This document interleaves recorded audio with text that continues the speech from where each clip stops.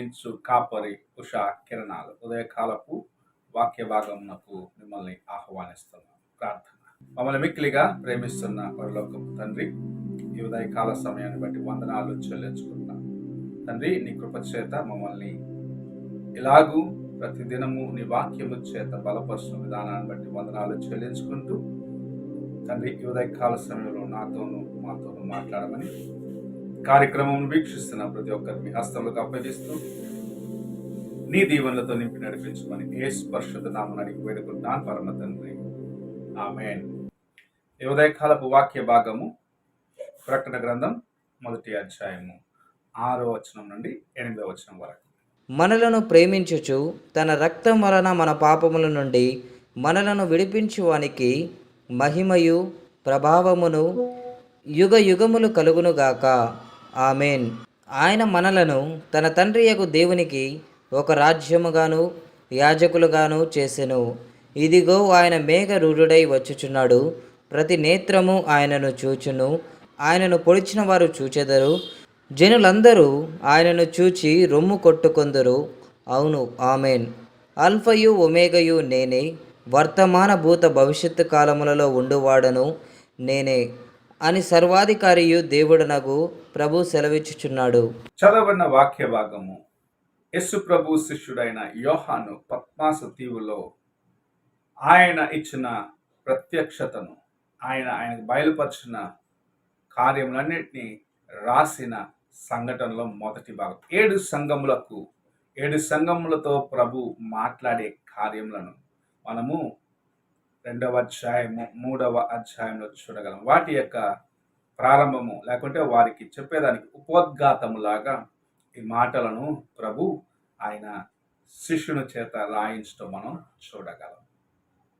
ఆయన మనలను రాజులుగాను యాజకులుగాను ఎన్నుకున్నాడు. ఆయన యొక్క రాజ్యములో మనము ఉన్నత స్థానములో ఉండాలనేది ప్రభు ఆశించుతున్న కార్యం. ఈ దినములో అనేకులు ప్రభు రాజ్యములో ఎలాగ ఉండాలి అన్న ఆ మనస్సు లేని వారిగా తమ ఇష్టానుసారముగా తమకు తోచిన రీతిగా జీవిస్తూ దేవుని యొక్క కృపను నిర్లక్ష్యపరుస్తున్నారు. అయితే ఇక్కడ ఆయన మనల్ని యాజకులుగా రాజులుగా తన కోసము ఎన్నుకున్నాడు అన్న కార్యమును యోహాను రాయటం చూడగలం. ఆయన అల్ఫా ఒమేగా అనగా మొదటివాడును కడపటివాడు, ఆయనే ప్రారంభము ఆయనే అంతమన్న కార్యమును చెప్పటం చూడగలం. ఈ ఉదయకాల సమయమున ప్రభు నీకు సమస్తముగా ఉన్నాడు. నీ ప్రారంభమును ఎరిగి ఉన్నాడు, నీ అంతమును ఎరిగి ఉన్నాడు. ఆయన నిన్ను తన రాజ్యములో తనతో పాటు నీవు ఉండాలని ఆశిస్తూ ప్రతి దినము తన యొక్క వాక్యము చేత నీతో మాట్లాడుచు అనేక సార్లు గద్దిస్తూ ఉంటాడు. కొన్నిసార్లు నిన్ను ఓదారుస్తూ ఉంటాడు. కొన్నిసార్లు నిన్ను ధైర్యపరుస్తూ ఉంటాడు. నిన్ను బలపరుస్తాడు. ఎందుకంటే నీ జీవితము ఆయన దృష్టికి అమూల్యమైనది. ఆయన ఒక దినమున మనల్ని తన యొక్క రాజ్యమునకు తీసుకొని వెళ్ళేదానికి మేఘారుడై ఈ భూమి మీదకి రానై ఉన్నాడు.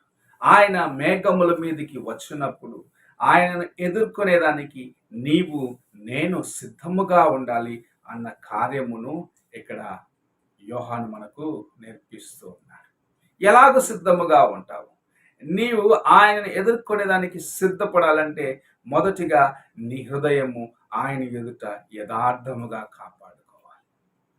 ఈ లోకము నిన్ను ఆకర్షించినప్పుడు, శోధన నిన్ను సమీపించినప్పుడు ఇది దేవునికి నాకు మధ్యలో ఆటంకముగా రానయ్యున్నది అని గ్రహించుకొని వాటిని మొదటిలోనే నీవు నీ జీవితం నుండి దూరముగా పారద్రోలినట్లయితే, తీసివేసినట్లయితే నీవు ఆయన మేఘారుడై వచ్చినప్పుడు ఆయనను ఎదుర్కొనేదానికి సిద్ధముగా ఉండగలవు.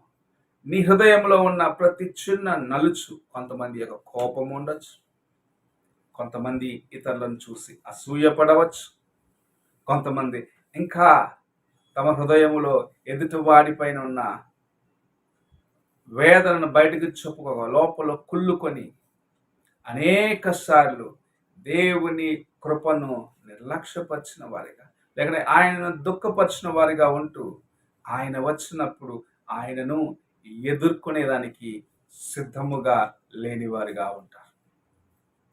ఏదైనా వనములో మనము చూసినట్లయితే ఆదాము అవ్వ ప్రతిదినము యేసు ప్రభుతో పాటు సంచరించినారు. ఆయన వచ్చినప్పుడు ఆయనను ఎదుర్కొనేవారు, ఆయన యుద్ధకు వెళ్ళి మాట్లాడేవారు.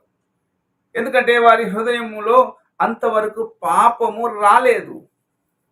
అయితే ఎప్పుడైతే దేవుని మాట కాదు అని వారు తినరాని ఫలమును తిన్నారో, వారి హృదయములో ఆ చిన్న అవిధేయత, లోబడనలని ఆ స్వభావాన్ని బట్టి వారు దేవుని కృపను పోగొట్టుకున్నారు. అందుకే ప్రభు వారిని వెతుక్కుంటూ వచ్చినప్పుడు, అధమా నువ్వు ఎక్కడున్నావంటే, వారు దాముకొని నిన్ను చూసేదానికి మేము ధైర్యము చాలక మేము దిగంబరులుగా ఉన్నామని ఈ చెట్టు చాటున దాక్కున్నామని చెప్పారు. వారు దిగంబరులుగా ఉన్న కార్యం ప్రభుకు తెలుసు. వారు పాపము చేసిన విషయం ఆయన ఎరిగే ఉన్నారు. అయినా వారి హృదయమును దేవుని సన్నిధిలో సరి చేసుకోలేదు. ఎందుకంటే వారు పాపము చేసిన దాన్ని బట్టి వారి యొక్క హృదయము కలవరము చెందినది. దేవుణ్ణి ఎదుర్కొనేదానికి వారు సిద్ధము కాలేరు. నీ జీవితంలో కూడా ఏ పాపమో, అది ఎలాంటి కార్యము, ఎలాంటి నలుసో దేవుణ్ణి ఎదుర్కొనేదానికి నిన్ను ఆటంకపరుస్తున్నదేమో, ఆ కార్యమును ఈ ఉదయకాల సమయమున ప్రభు నీవు తీసివేసుకొని నా వైపు చూసి ప్రతిదినము నడువు. అప్పుడు నిన్ను రాజులైన యాజక వంశములోను నన్ను ఎదుర్కొనే ఒక మంచి యోధుడుగాను ఆది నుండి అంతం వరకు నిన్ను నడిపించి నా రాజ్యంలో నీకు నివాసం ఇస్తానని ప్రభు ఈ ఉదయకాల సమయంలో మనతో మాట్లాడుచూ ఉన్నాడు. నీవు ఆయనను ఎదుర్కొనేదానికి, ఆయనతో కలిసి ఉండేదానికి, యుగ యుగములు ఆయన రాజ్యంలో ఆనందించేదానికి ఆశ కలిగిన వ్యక్తిగా ఉన్నట్లయితే ఈరోజు ఉదయము ప్రభు నీతో మాట్లాడుచున్నాడు. నీ హృదయమును యథార్థముగా, పరిశుద్ధముగా దేవుని కోసము కాపాడుకో. ఒక దినమున ఆయన నీ కోసము మేఘారుడై రానయ్యున్నాడు. ఆ దినమున నిన్ను ఆయన తీసుకొని వెళ్ళేదానికి, తనతో పాటు తీసుకొని వెళ్ళేదానికి, అలనాడు హనోకును తీసుకొని వెళ్ళినట్లు, అలనాడు ఏలియాను తన యొక్క రథముల చేత ఆయన తన రాజ్యంలోకి చేర్చుకున్నట్లు నిన్ను కూడా చేర్చుకునేదానికి ఆయన ఆశ కలిగి ఉన్న దాన్ని బట్టి నీతో ఈ ఉదయకాల సమయమున మాట్లాడుచూ ఉన్నాడు. నీవు ఎలాగున్నావో ఒక్కసారి నీ హృదయాన్ని ప్రశ్నించుకో. ప్రార్థన చేసుకుందాం. మమ్మల్ని మిక్కిలిగా ప్రేమిస్తున్న పరలోకపు తండ్రి, ఉదయకాల సమయాన్ని బట్టి స్తోత్రములు చెల్లించుకుంటున్నాం. దేవా, నీ రాజ్యములో నీతో పాటు యుగ యుగములు మేము ఉండాలని ఆశించి మమ్మల్ని ప్రేమించిన గొప్ప దేవా, నీ కృప కొరకు వందనాలు. సామాన్యులమైన మమ్మల్ని, అల్పులమైన మమ్మల్ని దేవా, నీ యొక్క రాజ్యములో దేవా యాజకులుగా, నీ యొక్క రాజ్యములో రాజులుగా, యాజకులుగా మమ్మల్ని చేసుకోవాలని నీవు ఆశించిన విధానాన్ని బట్టి వందనాలు చెల్లించుకున్నాం. మేము దేవా మా యొక్క జీవితంలో అంతం వరకు నీతో నమ్మకం ఉండేదానికి మాకు సహాయం చేయమని యేసు పరిశుద్ధ నామమున అడిగి వేడుకుంటున్నాను పరమ తండ్రి. ఆమేన్. తండ్రి అయిన దేవుని ప్రేమ, కుమారుడైన క్రీస్తు కృప, ఆదరణకర్తైన పరిశుద్ధాత్మిక సహవాసం ఇప్పుడు ఎల్లప్పుడూ తోడయండి సదాకాలము నడిపించును గాక.